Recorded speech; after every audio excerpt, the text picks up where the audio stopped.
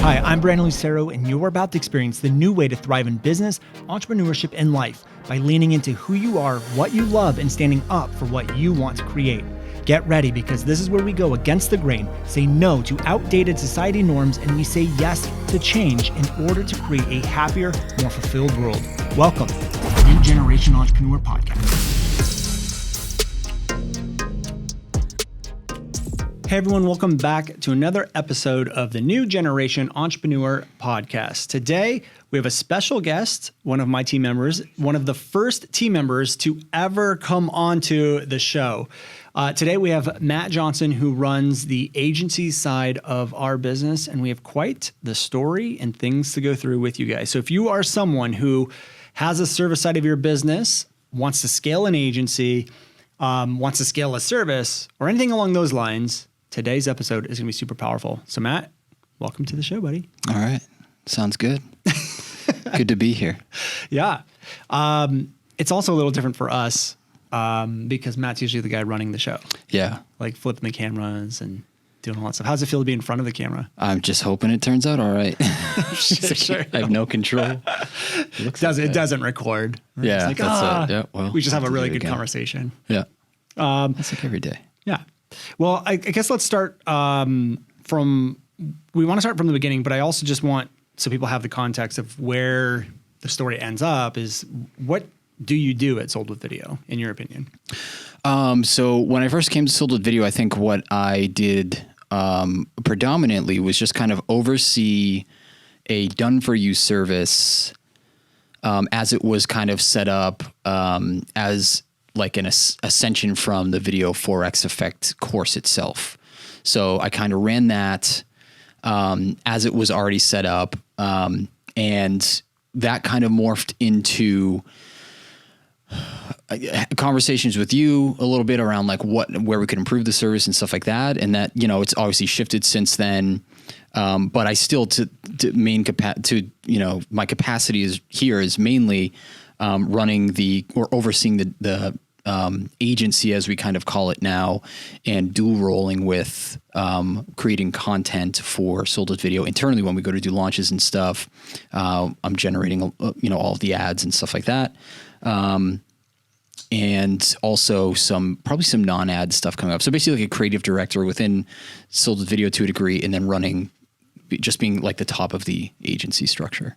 Awesome. Yeah. Most people don't know how we kind of structure the company. So it almost feels like there's two divisions in a sort of sense, where we have the agency and then we have like our courses and our programs and stuff.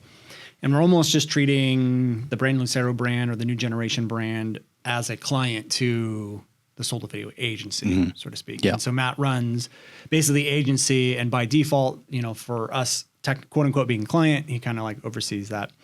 Now, I know the number one question that we're going to get from people is like, how do I find a Matt? Because anytime we talk about Taylor, we talk about Emily, or these people are like, how do I find someone like that? So let's start back in the beginning, and let's start about really how we first met. So do you want to tell people your version of the very first time you heard of me or paths crossed? Yeah. So the very first time I heard of Brandon, I was working at a startup company back home where I'm from, which is the Boston, Massachusetts area. I was working at a startup company. I saw some of your ads for Local Video Academy, and they were just calling out video creators and really driving into the pain point of, look, you're always looking for your next paycheck as a video creator. What if you could get on a monthly kind of retainer type of scenario? So I kind of bought into Local Video Academy. That was obviously all Brandon Lucero. And started going through that. At the time, I had a couple friends that we knew that we were going to do something. We were going to start something, make money together in some way. And my background's always been in video production, so I always kind of brought that to the table. And what we did is we kind of took the course together. We went through it together, got about 3/4 of the way through. We were relatively talented as it was. So we got 3/4 of the way through, really got a lot of the mindset stuff and a lot of the structure that you're using out of it. And we kind of spun up our own business. And I was a co-founder in that company for a couple of years, I believe. And we started that because of Brandon's local video academy. I had took the initiative to reach out to Brandon and to seek out like a relationship with you. So we ended up on some Skype calls together and stuff like that over the years. And it kind of culminated in just a vacation I had out to California. I decided to hit Brandon up, and I was like, hey, I'm going to be out in California. Mind you, me and Brandon, I don't know if we'd spoke on like video camera or video too much. And you're just like, yeah, come to my house. So I was like, okay. I was figuring it might be more of like a business location, but your house is cool too, I guess. So I had a friend of mine drop me off. That was my business location. Right, exactly. I didn't have but I didn't know the facade that you put up with Local Video Academy. I was like, oh, this guy probably lives in a mansion somewhere. No, but so I ended up, my friend dropped me off at your house. We met each other there. It was interesting because like we didn't know each other at all. We just kind of like got like, I was like, hey, what's up? And he's like, hey, what's going on? And I, walked through his house. There's kids, his wife, his toys everywhere. He's like, let's go to my garage. So I was like, okay. So we go to the garage, and he's obviously, you have like your studio and your desk there, and that's where all the magic happens. And then we started talking cameras and stuff, and it was like, oh, okay, like this is super cool, and break the ice, and we just had some really great conversations and stuff.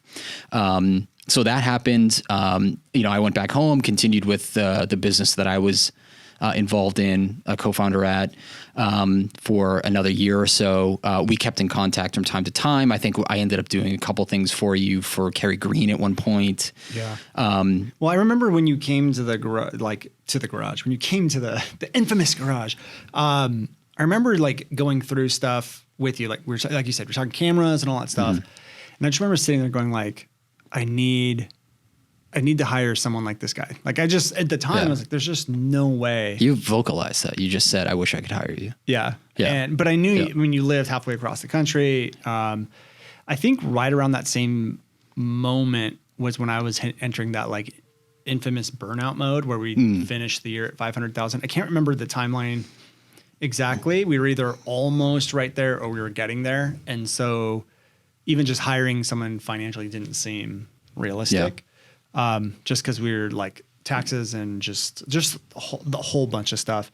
One thing just to kind of bring people back into the timeline, Local Video Academy was the product that I was doing with James.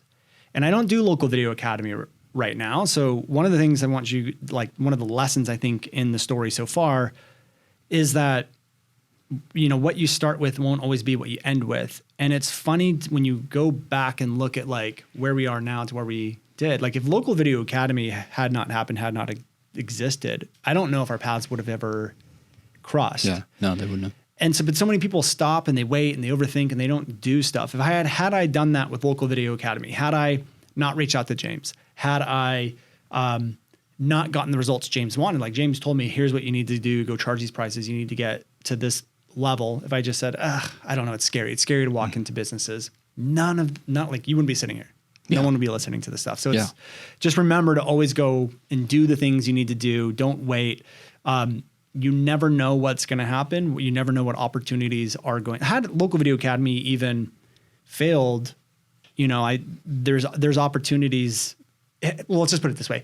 Had I been scared because of the failures that could have happened from Local Video Academy, it wouldn't have opened up this opportunity. So Local Video Academy is not a thing anymore. I don't do it. But it served its purpose in opening up all of these doors. So you come to my garage, and I remember we went to lunch down. Oh, the clan. It's like in Malibu or something. Yeah, on the PCH. We went there, and then we held hands. Kissed. Nice romantic walk on the beach. I kissed. You pulled away. You said, "This is wrong." I said, I love you. This is G-rated, bro. This is a G-rated podcast. What's that? What? I'm just giving you just a little smooch. It's nothing wrong with that. Oh my God. So then we went back, and then you went home, and then I knew, and I was watching your stuff online, and I was like, God, the video stuff is just so good. The editing, I just love this style of editing. And then I had an issue with Kerry Green. We couldn't get her intro right. Message you did it. You sent it back and you did the intro for Kerry Green, and we used that in our content. we at that time that's when we had the service. So Carrie, I think, was the very first client of the first version of the service, which was at the time, I didn't really know what I was doing, but it was a $5,000 a month retainer to do all of the social media video content for her. And then, correct me if I'm wrong, but the next time we really met was when I was having issues with the service and I asked you to consult, correct? Yes. Yeah. So, that's exactly what happened. So, we had stayed in contact, all through that. I think there were a couple opportunities, that we had talked about together that just didn't, come through. But at one point, you had reached out to me. This was after. So basically what happened is, I had an exit from the company that I was at.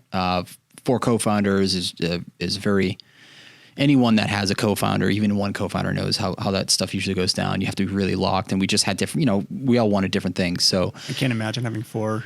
Yeah. It's nuts. Yeah. And this is the first time I've really ever experienced anything in business for the most part. But you guys had built it to an over $1 million a year business, right? Yeah, we did really well. So there was, there's a lot of good, there's a lot of bad. So we did really well together. We grew an agency service. That's where my background was in. So basically we focused specifically on agency stuff, and coming away from your course and then a business mentor that we had brought in, we focused on local businesses. We went after gyms, approaching gyms and saying, hey, we'll come in and shoot some video for you, and then we'll use that video to market you on Facebook and bring you leads and do that kind of stuff. There's a ton of people in local lead gen and do really good there.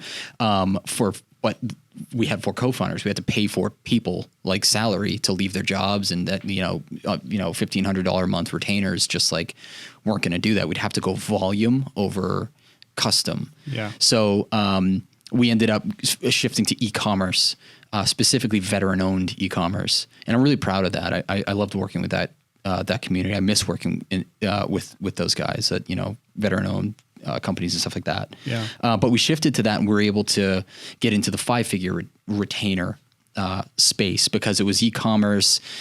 It was a lot more black and white. We sell a physical product for you through our marketing. It's, the numbers are a lot more crystal clear. You don't have to call people after you bring a lead, all that stuff. So we ended up growing that, bringing a bunch of clients on. I met Terrell, who works with us here now at Tilted Video now also. He's a really good friend of mine now. We brought him in to run our Facebook ads. I would do the content side of stuff, and we ended up growing that to, on contract, I think we had anywhere from 1 to 1.5 million, and this was in like a year and a half. And the thing about that is it was all bootstrapped and cash flowed. Like we didn't take out any debt or anything like that. And it's the beauty of a client services based industry. So we grew all that. And then towards the end of that, we had a really great run. And then we ended up, I parted ways, had some differences of opinions. Well, can I ask about that? The 4 co-founder thing. So going from like 0 to, let's just call it 1.5 in a year and a half, that's not an easy task to accomplish, especially if none of you guys have done that before. And which it sounds like, right? Like you guys had none of the co-founders had scaled out a agency before. Correct. Yeah. No one had scaled out an agency. One of our co-founders who we made our CEO had a good amount of experience, is an incredible salesperson, and had a good amount of experience in businesses. But yeah, as far as like specifically what we were doing, none of us had any experience in doing that. Okay.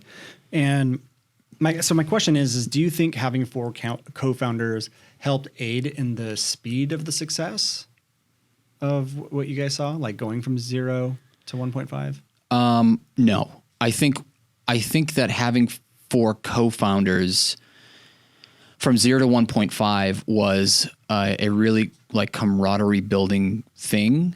And I think we could have potentially gotten a lot to where we were faster had we have structured things differently.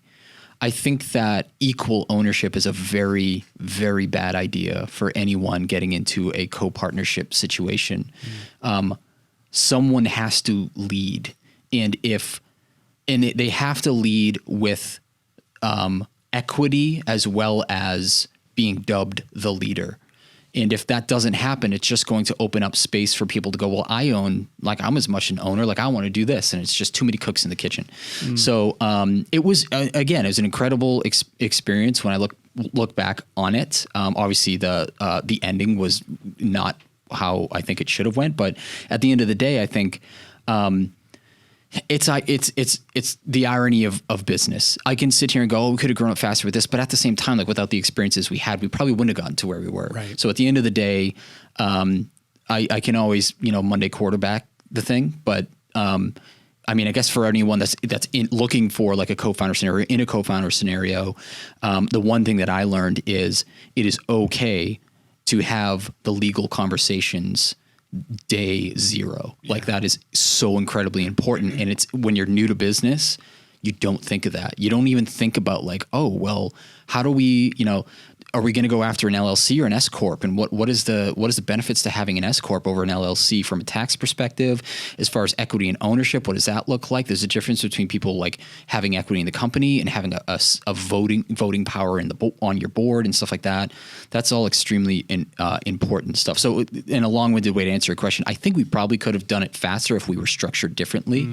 But I mean, we got there, and I'm proud of what we got to. Yeah, I mean, it is super impressive, and I've had a couple partnerships over the years, not business, like not owning a business with someone, but partnering on certain products and stuff. And the one with James, I think probably worked out, which was Local Video Academy, worked out the best. Like there was, but it's right. Like when I look back at the distinction you're making, and I look back at what happened with us, is there was one clear leader, and that was James.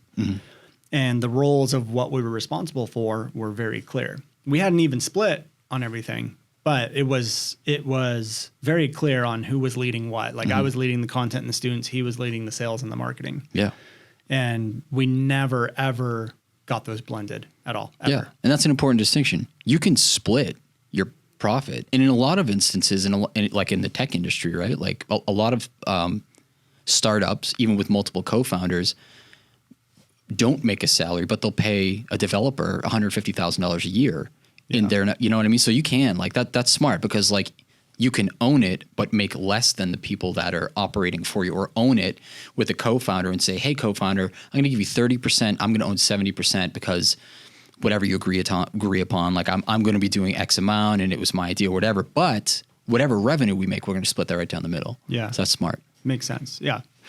So right around that moment, so I think it was either right at the split when you left or right around there, maybe a little bit after we reached out, because I remember, because you actually joined James's program, Business by Design. Yes. And I remember seeing a post in there talking about, hey, I built this thing. I didn't realize the agency was doing that much money, but I knew you had run a successful agency.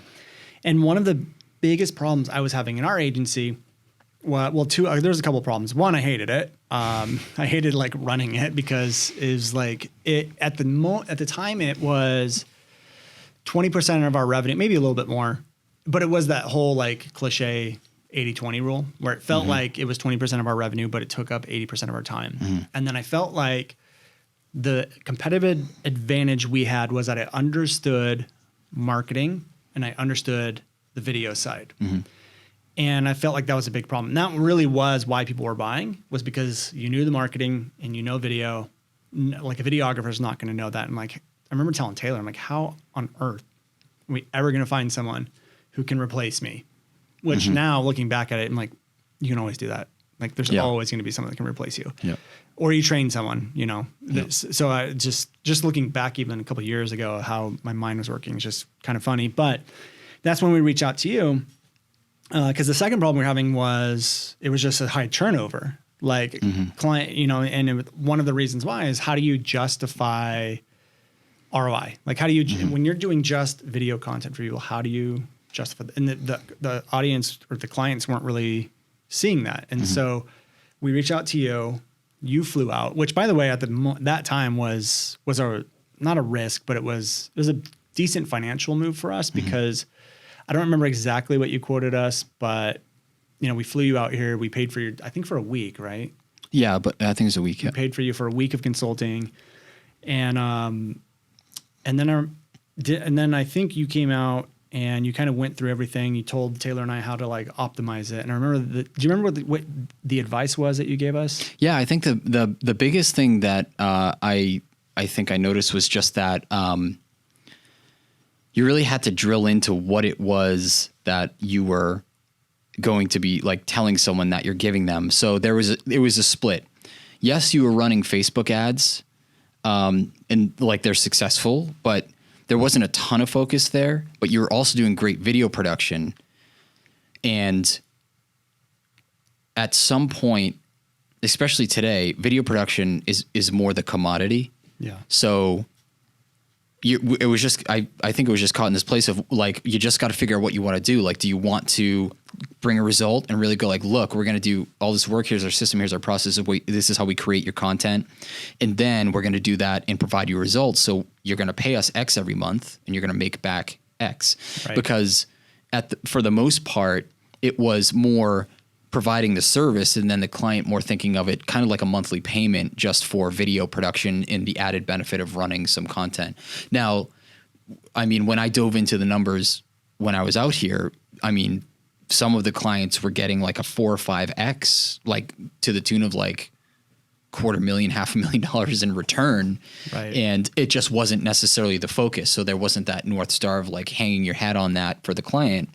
And those clients stuck around obviously because they knew that they were getting that return. So it was just kind of navigating those waters, I think, was the biggest thing in going after like, okay, what's the North Star for the agency? Yeah. What is the goal that you're going to provide for a client? There are 3 billion people that they could go to create video. There are 25,000 trillion Facebook ads managers they could hire. Why are they going to pay you a premium to solve both of those problems? Is it so that they can have great looking video and get some Facebook ads on the side, which is okay. That's a model that you could go after a certain type of business with, or is it, hey, we're going to package up all of your content as well as provide your result on that and bring you back more money every month after 4 or 5 months of working together and then beyond. So it's just navigating those waters. Yeah, and so it was just a scattered objective, so to speak. And I think that came from the messaging, because the messaging very, very much was, you need a creative director. Like, just hiring a videographer is not going to fix video in your business. And so we would talk about the benefits, and we would talk about how it's, you get an ROI, you get all of your content done. It's a synergistic strategy. Mm-hmm. And then when you position it that way, and you don't really say, like, okay, let's just put it this way. If I would have positioned it as, we're going to give you this many video assets every single month, and if you were to hire a videographer, it's going to cost you $6,000-$7,000 a month to get all that video content. Mm-hmm. And I said, but I'm going to do it for $5,000. Well, there's the value. That's the value. Yep. And we didn't do that, and we didn't have that. So we didn't really have a clear objective of what the purpose of the service was. We're just like, I want to do video content. People were like, oh, it sounds good. And honestly, one of the reasons why it grew so fast is because I think we had Carrie Green, and we had Caitlin. We had a couple of like pretty big names in the beginning, and we still do. But once a few people saw that we were working with certain people, providing something they wanted, so they all wanted video. It didn't.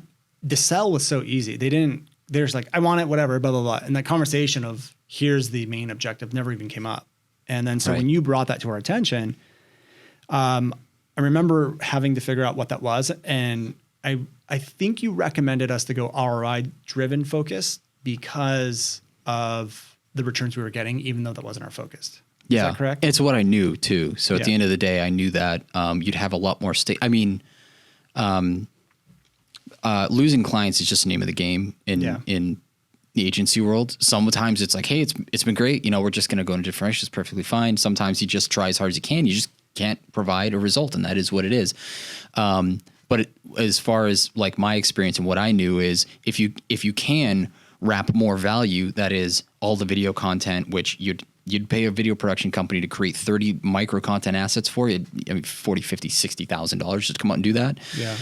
And we're going to provide you these services of running this as traffic online and provide a return on investment. ROI focus was definitely the name of the game. So that's definitely why I kind of push that for sure. Well, I think the thing too that I didn't realize, because I remember looking at how much work we were actually doing. We didn't really have it totally systemized at that moment either. Well, I mean, it was pretty systemized, but it just required a lot of Taylor and I's time. And I remember looking at that and like, we were charging $5,000 at the time to do that. And I was like, if we want to get to $50,000 a month, which is $600,000 a year, I was like, I don't know how we're going to do that. I mean, I'm literally going to be on shoots every single weekend and days. And it's just like, and we thought the amount of times that Taylor and I wanted to just blow up the business or that side of the business was, I lost count. It's like so many times. So when you came out and I was like, oh my God, it's so eye opening. I already knew that you knew what you were talking about, but I tried to hire you and you said no. I tried to hire you for like months and you kept saying no. Yeah. And why'd you say no? Well, I was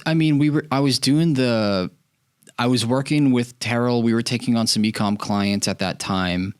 And I really wanted to give that a shot. I was in the mindset of like, hey, like if I could just get X amount of people on every single month and make this and everything will be good. I'll be good to go. And it kind of launched me on a still continuing journey of like, what do you kind of really want in life?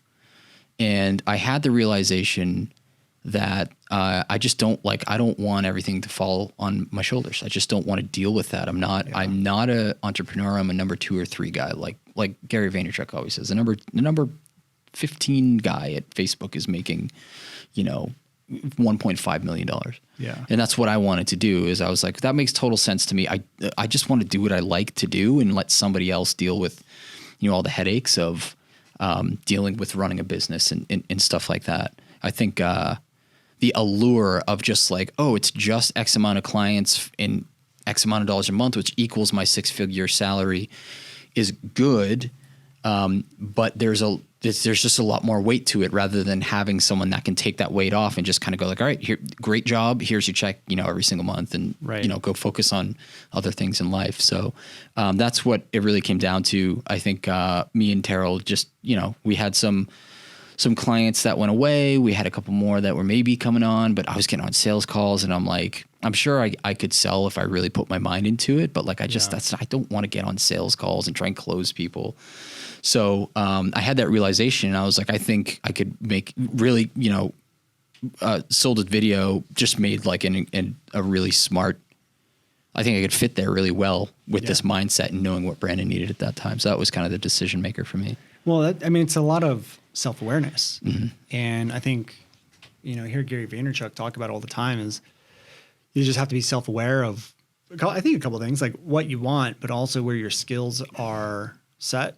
And for me, I like after working with you and working with Taylor, like I am not a manager or an organized like process person. I'm very much that visionary, which is why I'm great for the role that I'm in right now. But also I don't really care about like risks or stuff. Like I don't care about the stuff being on my shoulders. Like, I've been told by a lot of people that I'm more of like the rock in people's lives where like they might not want the weight on the shoulders or they might like things that I guess I'm really risk adverse in my thinking. Or I just don't mind taking on the risk. I don't mind carrying the stuff on my shoulders. And I think that a lot of people just don't do that. I think there might be a lot of entrepreneurs out there right now who might not really want to be an entrepreneur. They just haven't realized that yet. Yeah. Do you have any advice on what to, like if there are entrepreneurs listening who are like, wow, I love the entrepreneur space, but maybe I am a number 2 or 3 on what to do if they're in the middle of a business right now? If they're in the middle of trying to like grow a business? Yeah. Yeah, there's a couple of things. I'm trying to think if this is more relevant for maybe a later part of the conversation so basically for me, there's a quote. I went to one of my best friend's weddings last year, and there's a quote by Thoreau, Henry David Thoreau, I think. I forget his first and middle. I think Thoreau is his last name. You should know the name Thoreau.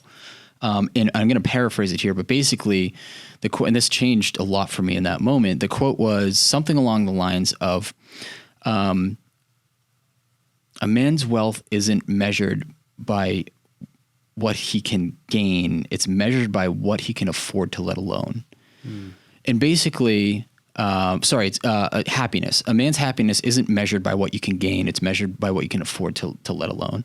And basically the thing is, your happiness isn't going to come from what you can put into your life or whatever material thing you're going after, whatever revenue dollar amount, whatever, I want to be 7-figure, 8-figure. It's not, your happiness isn't going to be dictated by that. It's going to be dictated by the things that you can afford to not have in your life. That's where you'll find happiness. So for me, that was a big thing because I was like, my whole mindset was like, okay, like I got this number in my mind for my salary and that's what I want to get to. And that's my goal. And what I realized is every time I got an increase and every time I get closer to that, it made me no happier. Yeah. And more times than not, I would just increase my expenses going out for whatever I wanted to get at that time. Yeah. And I'd be living the same life. It's not like I made way more money and I was like, oh, I'm going to retire when I'm 40 years old, which It's sad to think that I could probably, if since the time I started working at 16 to now, if I didn't spend anything, I literally could probably be retired, but not because like I make a ton of money, but because just like, if I was smart and invested that over time, I could technically retire. But I think that changed everything for me because I was like, it's not about like what that like salary is. It's about like what's going to make me happy. And for me, I look through it through the lens of what's going to make me happy with the least amount of material things in my life. Because for me personally, material things really haven't brought me that much long-lasting happiness. So that's the first thing, is just understanding what is going to actually make you happy. Like auditing like why it is you're doing what you're doing. Is it because there's this culture of freelancing and entrepreneurship around, and it's just like, oh, like, I'm a pretty sales driven person. I can do this, which is great. Like some people just, they feed off of that, and that's great. But not to keep bringing Gary Vaynerchuk up. I am a fan of Gary's, but the biggest thing, about Gary, if you've followed his, like, his vlogs where he really exposes a lot about his life, is there's not a lot of material things in his life. He truly just loves the chase. Yeah. Like he is a true blooded entrepreneur. And there are those people out there, but they're very few and far between. So if you're caught in this place where you're like, you know what, why am I doing this? There's so many headaches and stuff like that. You have tons of options. You can readjust your life to what might be more realistic. Like who says you can't live an incredible life off of $60,000 a year as an entrepreneur doing what you love to do? Who says that? Yeah. No one. Like, it's just up to you to find that inner peace and happiness to go, I don't need this or that or the other. What I need is to do what I love to do. And if that makes me X, awesome. So you can come to that realization. You can also find a partner, like do what you're good at and bring someone in that is better at doing the things you don't like to do, and cut some kind of deal there. Notice how every solution that I'm going to give here is like execute. It's as simple as, I'm in this place, like I want to do the entrepreneurship thing, but it's not working out for me right now. Okay, well, why? For most people, it's revenue. For most people, it's sales. Sales is the bloodline of business. And for a lot of people, it's actually my revenue. How do I bring clients in? How to bring clients in? It's like, well, why don't you go find someone who can do that for you and pay them X amount every time they bring a client in? Like, if you're good at systems, create the systems and just go find someone to do that. Find a friend. I have 2-3 friends off the top of my head right now that if you were to pick me up and put me in a random place and go figure out how to live life, I just call them and go, hey, dude, like, I'll cut you in on this. I need someone that's good over the phone that can sell. Like, I can deliver. So, and that would, that might make you happy. So there's a couple different options there. I think the most important is just understanding that what's going to make you happy isn't going to come through things you can attain. It's going to come from the things you can afford to let go of in your life. And I love that. And I think there might be a lot of people out there who've gone down a path and they're just like, oh no, maybe it's entrepreneurship thing. It's not for me, or I don't really love this path, but they continue because they're just also afraid of what other people think. Like, what is this going to, if I stop this, what are my friends and family going to say? What are they going to think? And then it goes back to the quote, your happiness is dependent on what you can let go. If you can let go of what they're going to think or what the thing is, you're going to find that happiness. I freaking love that. And I remember when you came, because I think you were working here when you went to that wedding, you came back and you were like telling me about that, and it was so powerful. So we ended up hiring you after, I think, about 3 months of like, Matt, come on. And then we went into negotiations over salary and all that stuff. Yeah. And I remember, and I tell people like this all the time, I feel like entrepreneurship is constantly just a state of walking off the cliff and hoping the net appears. Yeah. And this one was hard for me as the visionary because it was one of those decisions where I knew that this is what needed to happen in order for the service to survive and thrive. And the service was important to me because that's really where we did a lot of our testing and knowing development. And I really walked off the ledge hoping the net would appear for a couple of reasons. One, you were moving halfway across the country. So to uproot you completely across the country. Yeah. So to uproot you from coast that to come over here, to me, just from my values is something I didn't take lightly. Like I was just like, I remember the conversation with Taylor was really, if Matt comes over here and it doesn't work out, like what happens? He's signing a year lease on a apartment. It's like, and I would have felt awful. And then like, what do I do? Like, had it not worked out, I just been like, well, shoot. Yeah. Yeah. And number one, your fear was my safety net. Cause I remember I was in the back of my head. I'm like, how can this fail? Like I can always guilt him into paying for us to go back. If it doesn't work, like we're good. Well, I probably wouldn't, I couldn't have paid. Let's just put it this way. I couldn't have paid to send you guys back. So we paid for you guys. You come out here. We landed on salary and all that stuff.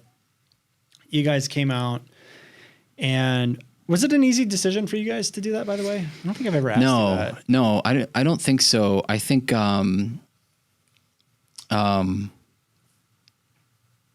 it's interesting. It's so long ago. I'm like, what was it like? I remember talking to my girlfriend.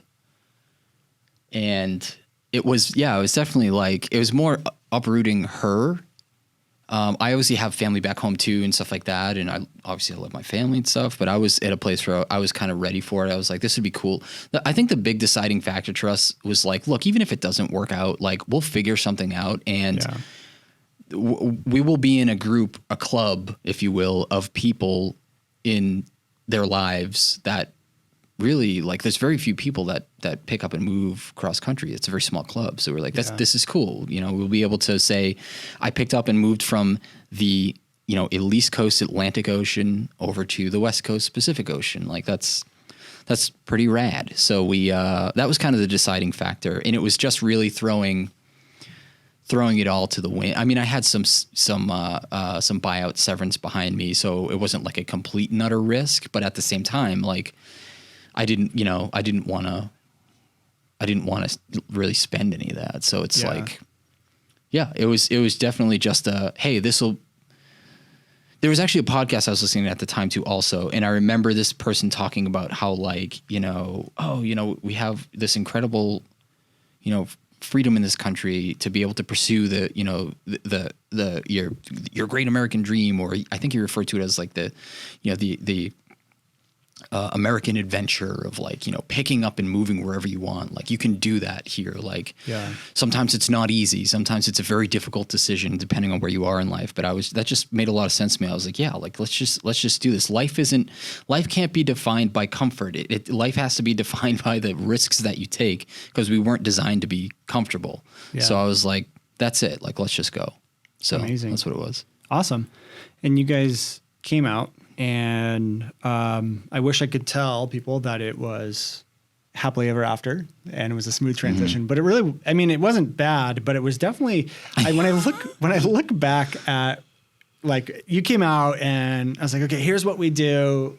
We're open to whatever and I think you had suggested, let's make the service ROI driven. And when we do that, we can charge a higher premium.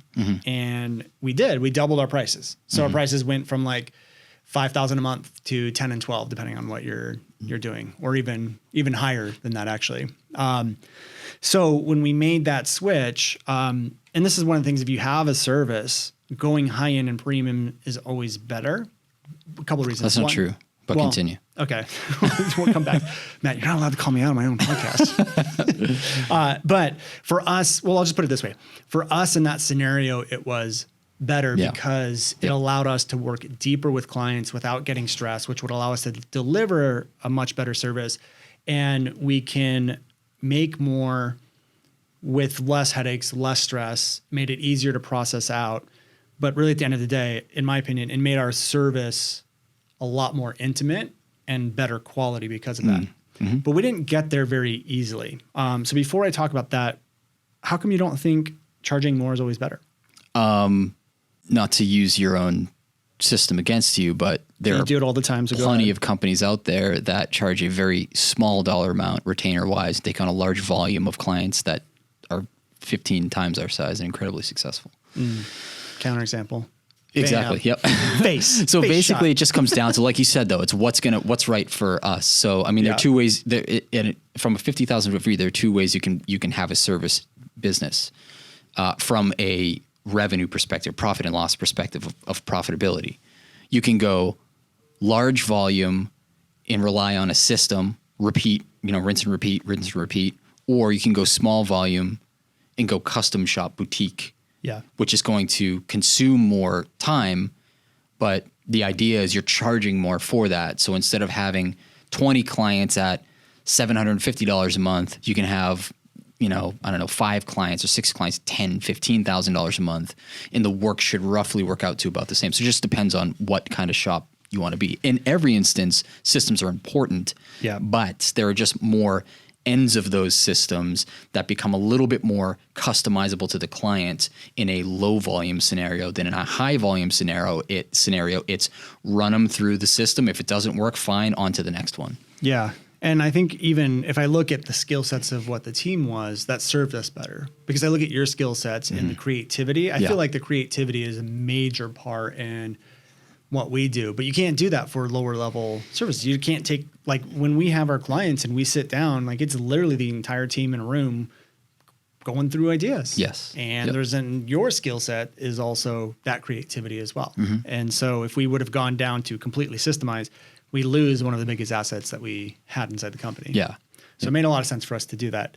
So I would say probably for like the first 6 months, I think you and I were just navigating how to work together and communicate. So with Taylor, when she came on, and Taylor was a great like middle woman for a little bit, I think.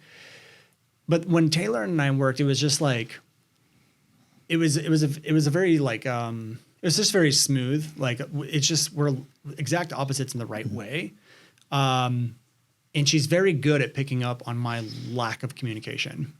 And I didn't realize that that's a very special skill set she has, and not everyone has that. And I didn't realize that my communication might not be the best.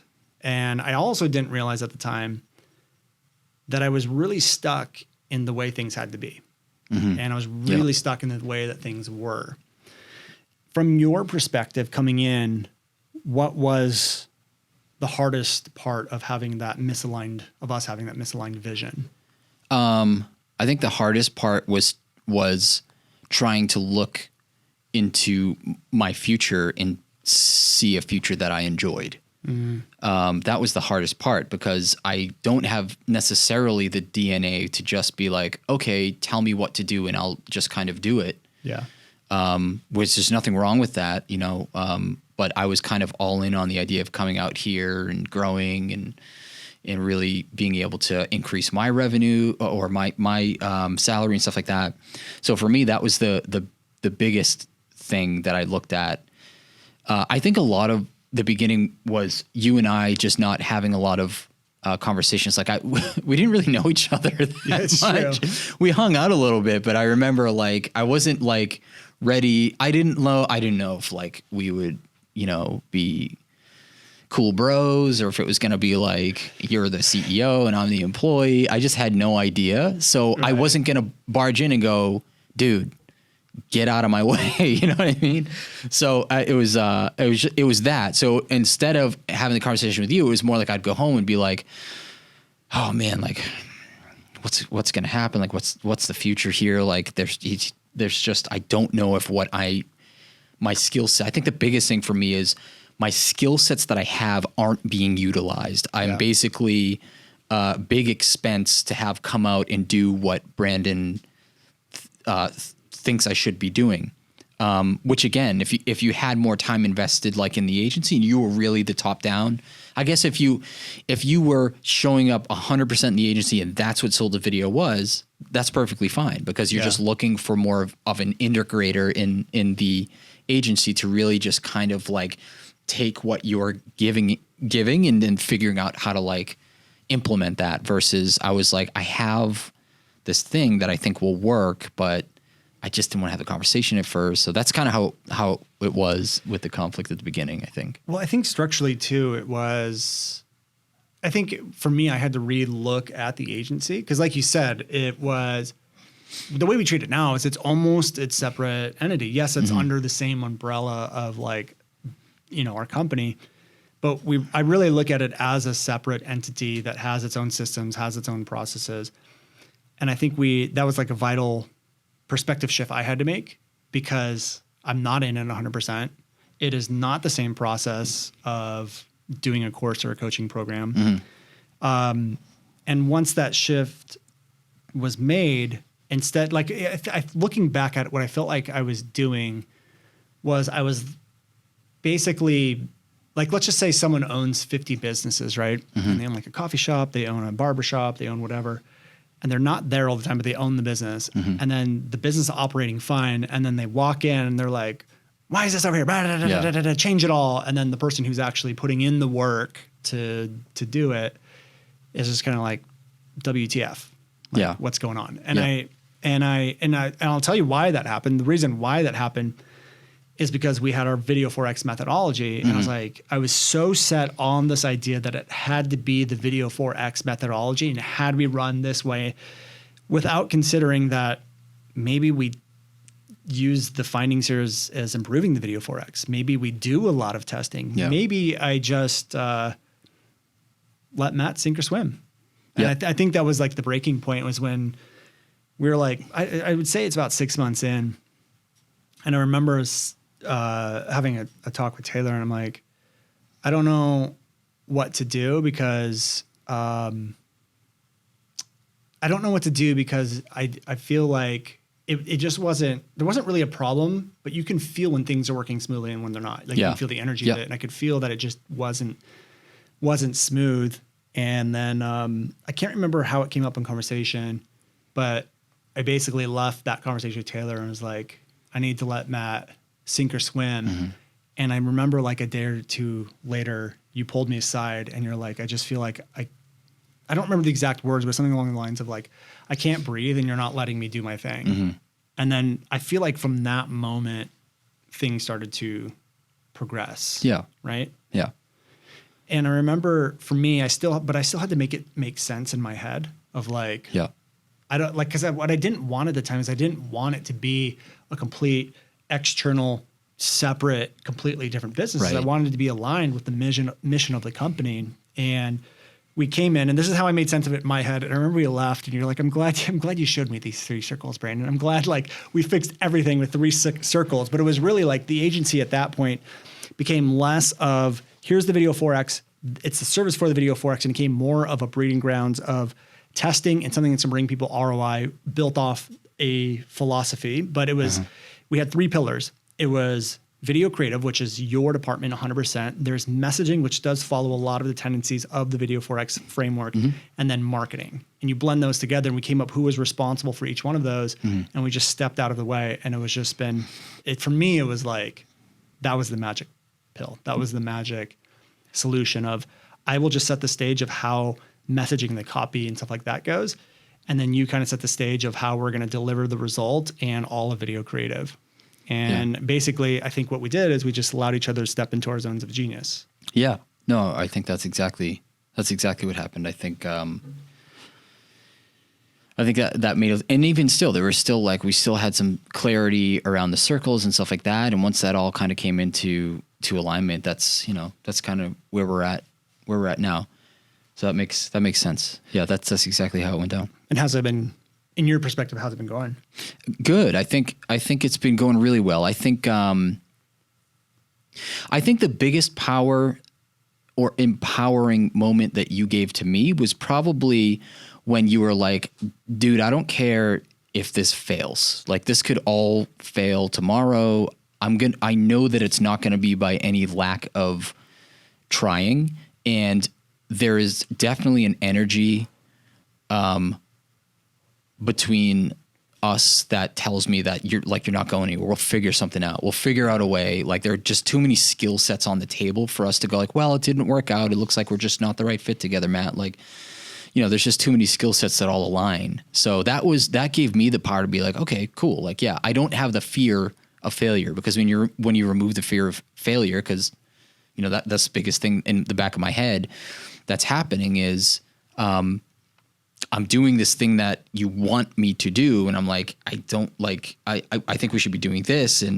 But I'm scared to do this because if I fail, then like, it's I'm going to be going back home or something like that. So once you removed that, I think it made like, even just swallowing the 3 circles and stuff like that, I was just like, yes, I'm fully on board now. This makes absolute total sense. And, it's simpler now. Like it's just, it's so much, simpler. Yeah. So yeah, I think it's going well. I love that. It's like people don't understand is failure is what breeds the failure usually in most things. And so if you're constantly afraid of the failing and you make all these decisions of, I don't know if this is the right move, it ends up causing a lot of actions that don't produce the success. So it's awesome to hear that. I remember having that, because I remember you telling me you were afraid of like, I can't remember if it was like letting me down or afraid of it not working, but I remember I had a conversation with Jim because he became a client, and we were filming with him, and he pulled me aside later and was just like, whatever you do, do not let that guy go. He's like, just do whatever you need to do to keep him in there. And I already knew that to some degree, but I realized I had never communicated that to you. It was like, I don't care. Like if this agency, I'm not, like my passion isn't on having an agency, having a course, or having a coaching program. My passion is getting my message out there, and however we monetize that message is really fine with me. And so I remember having that conversation. I feel like things have just been flying, but it was still like, I remember there was still something missing for me. I don't know if you felt this. I really, really wanted you to do solo video client, content. Like I really wanted you to be doing it. And at the time we weren't doing that. At the time we had an internal team that was still doing the solo video content for months. And I can tell it did not feel right to me. Like it was like the message felt fine, but there was something off. And we finally made that switch. I made the tough decisions with the team that I had to make. And, as a visionary, I let emotions get in, and we had people on the team way longer than they probably should have. But we made that switch, and dude, I feel like I've been on fire. I feel like our entire team has just been on fire as soon as I made those tough decisions to get rid of those people, put people into the right spots, and just do what I've known for a long time was the right thing to do. And ever since that moment, like, I don't know how it's been for you and the team, but it feels like we're on effing fire. Yeah. And I think it's good. Yeah. So when we made that switch to do the solo video content, was that exciting for you or not really? Yeah, for sure. So again, like for me, like I'm a constant work in progress. So like burnout's a real thing. Like, and I've experienced burnout so many times, and I get so down on myself because of it. I view myself as a failure from it. I'm like, I get into these places where I'm super motivated and I'm like, let's go, bring on a bunch of clients and make a bunch of money. And then I'll hit these other places.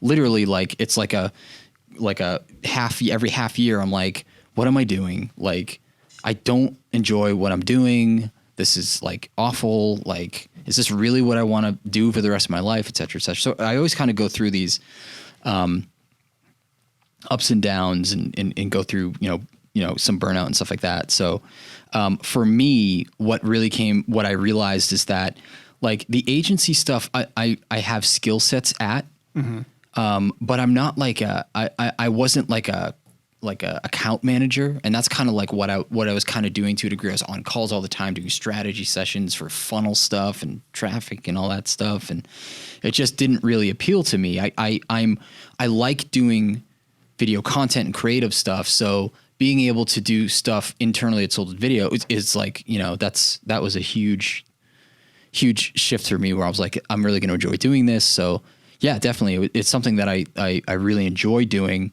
And there's even moments with that though, like that I'll go up and I'll go down and stuff like that. So,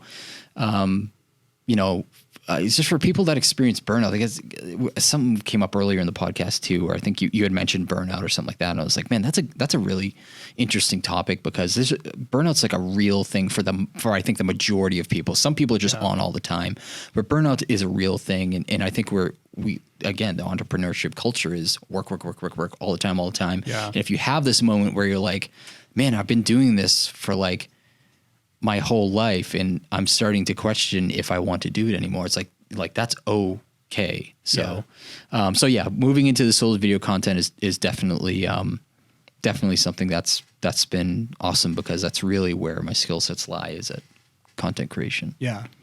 Now, I know we're getting toward the tail end of the interview here, the conversation here, but there's something I wanted to talk about, which was basically when we got to that, I don't want to call it breaking point, but we got to the point where something had to change because I think both you and I were at the point where like this, like, I keep calling it misaligned vision, but this like misaligned vision in the service is just something has to change at some point. You had asked me a question that said,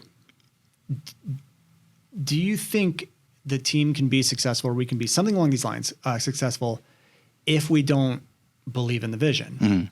And I never thought about that. And I'm never someone who wants to like push my beliefs, push my vision, and force people to believe a certain thing or to follow something they don't want to follow. Like I just don't, it's not my duty to enforce my stuff onto other people. And I remember I told you, you don't need to believe in it, but you definitely need to support it if you're going to be inside of this company.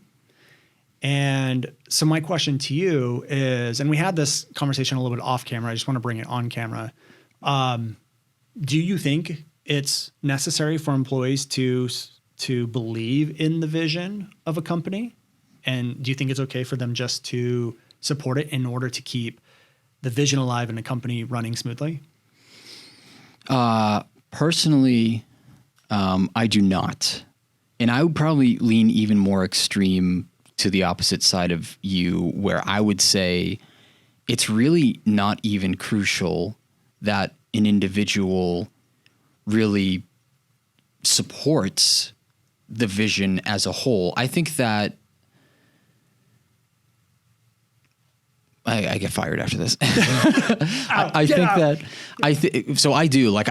believe in the vision that you have, just for clarity. But to me, the employee to CEO relationship, and it depends on the employee, like your number twos and your threes, you might hold it to a different standard. But I mean, even still, I would even like digress away from that, because at the end of the day, the employee to CEO relationship, in my opinion, is one that needs to be mutually beneficial to each other's lives. At its core, if you were to pay me $0 and say, believe in the vision and come work for me, I wouldn't work for you. Yeah. However, if you were to say, hey, Matt, I know you're building a life. I in no way would ever want you to not make a salary, but we're hitting hard times. Dude, I'm going to have your back. Like if you have if you can bear with me for the next 2 to 3 months, then I'll take care of you. I would, in a second, like I'd work for you, or I'd continue. So it's not necessarily that I'm buying into your vision. What I'm doing is I'm buying into you as a person. That's the big thing for me. And this is just obviously the employee to CEO, because I've come from a place where I've worked for people that are just toxic individuals. So for me, and for I think a lot of people that CEOs are going to hire, it's not about pumping them up on the vision. When for some people it might be. People have different, reasons for why they do what they do. But again, if you take that example, I think that most people, if you said, okay, I'm gonna pay you $0, work for me and believe in my vision, and then at some point I'll be able to pay you. There's probably gonna be a difference between that and someone who I genuinely like and enjoy working with. and think is an awesome person, not on a CEO level, but on a personal level, I'm way more inclined to go to like continue to work for you, knowing that you have my back, knowing that we're bros and like whatever, you know? So having that dynamic with an employee, I think is way more important than the employee buying into the overall vision of the company. Because I don't think it works as a detriment if they don't. At the end of the day, you put people in place to execute on things based on what it is that how you see the vision coming together, right? So like, I want an agency because I want to be able to know what we're doing, not just talk about it. Okay, perfect. So I'm going to bring Matt in. The vision of, changing lives, disrupting the idea of how kids are learning to get jobs and the big shift and stuff like that you talk about. That's not something that I have, written on my wall at home or something like that. But my skill sets lean into something that you need out of your business, and I buy into you as a person. So there's this mutual exchange of things that I'm getting in my life and you're getting for the business, with kind of a foundation of us understanding and knowing just from experiencing each other that we're good people. Yeah. So I think for me, that's more important. And if I were to envision myself as a CEO, it's the same thing kind of like with Jackie. Like Jackie technically, is kind of like an integrator for me, although I really, I don't know, it's a personal thing, I guess. I don't like to be like, oh, like you're my integrator or something like that, but whatever. But well, no, I think like the way I look at Taylor is it's equal playing field. Yes. It's two people executing at the same level on something. That's the way I took it and look at it. Sure. I think, and to that point, I think that I think Jackie is going to have a lot more fire in her to go further with this if my conversation with her is, hey, what do you want out of your life? And how can I help you get there? Even if it means at some point you leaving the company. Yeah. I think that is going to incur so much more buy-in than me saying, wow, look at that return we just got for a client. Aren't you so stoked about what we have here and the future of this vision? Yeah. That's cool.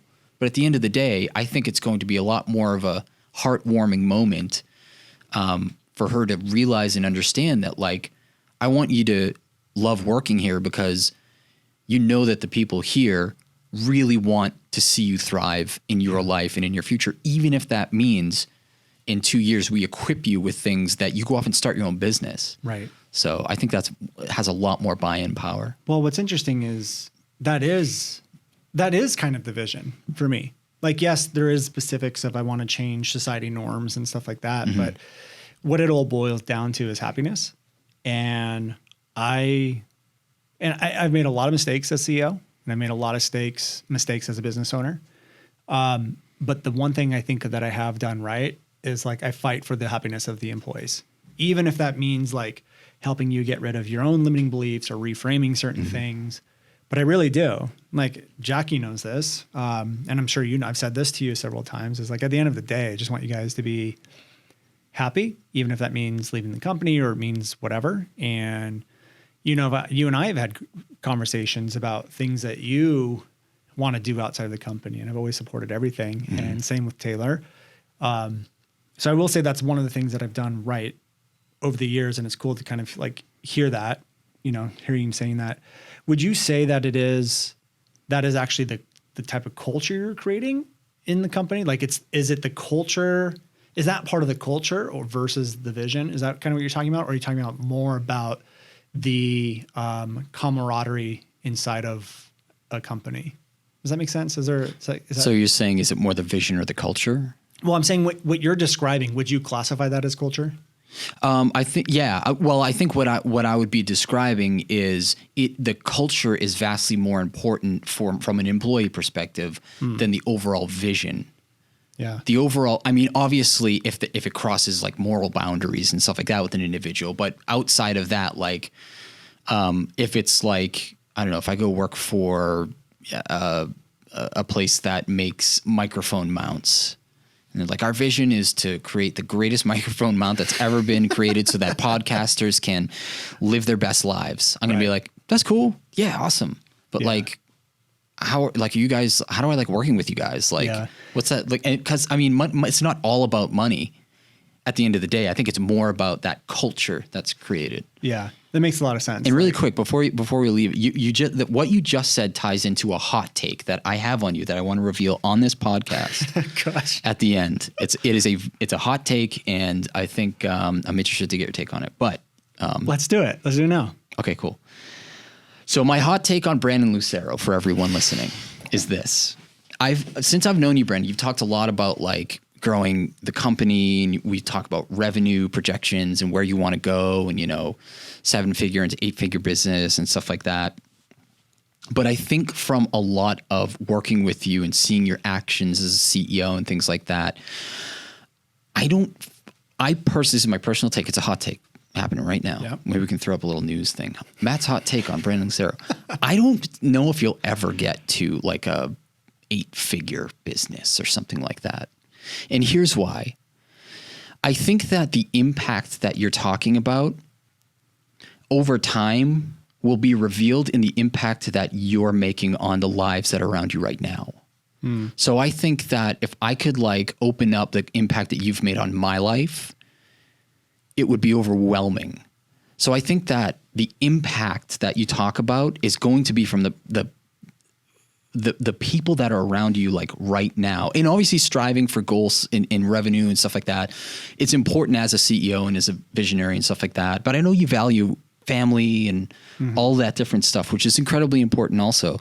So I think that at the end of the day, the impact I think that you will have, and hopefully you may realize this already, but I think in hope that you have a moment in the future in your life at some point where you look at the impact you've had from Taylor to me to Jackie to people that have worked here to our clients and our Video 4X members and all that stuff, and have this overwhelming feeling of like, man, maybe I didn't even like see it at the moment. I know you do see it with members and stuff like that, but even the people that are working for you, like your purpose in this life could have literally been to make the incredible shift that I'm forever grateful for that I've gone through in the last 2-3 years of knowing you.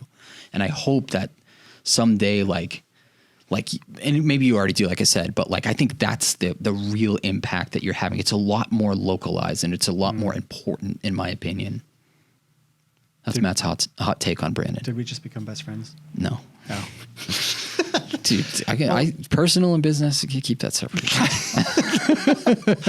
Dude, I appreciate you saying that. And I haven't really noticed it. I mean, I do. Like, I noticed the way that I treat, especially the leadership team, like you and Lily, you and daughter. The real leader. They're pretty much the same person, honestly. Like Lily is literally going to grow up to be Taylor. You can already see it. But the way I treat you and Taylor, it like I see that in the way that you guys treat the people that you work with and within the company as well. Yes, that has completely shifted from where I came from, especially to here. It's been like an eye-opening experience for sure. Yeah, I appreciate you saying that. So grateful for you. And one last question. You said you don't think we're going to get to an 8-figure business because why? So what's stopping the 8-figure business? Because of not understanding? I think the universe will show you at some point that the impact you're having around you right now is vastly more important than a revenue number. Oh, got it. But if I realize that, then we'll go to 9 Then can I make more money? Universe, tell me. Matt, I appreciate you being on the podcast. I appreciate, what'd you call it? A hot take? Hot take. Brandon's hot take coming at you live. Hi, I'm Matt, live on Brandon's podcast, giving you a hot take. And there's the outro. And we're done. All right, guys. I hope you appreciated and got a lot of value out of this episode. Like always, if you enjoyed this episode, you want to see more episodes, hop over to iTunes and leave us a 5-star review. The more reviews, traction we get, the more we get to help you guys. So hop over there, do that, and we'll see you guys on the next episode of the New Generation Entrepreneur Podcast. We're out. Hey guys, thank you so much for checking out another episode of the New Generation Entrepreneur Podcast. If you enjoyed this episode, go below, hit the subscribe button, and make sure you click on that bell icon and get notified every time we drop a new episode. Now, if you're looking for the show notes, we have them linked underneath this video, as well as our social media handles and some links to free training and offers that we drop from time to time to help you guys even further. So go check those out if you're interested, and thank you so much for tuning in to the New Generation Entrepreneur Podcast.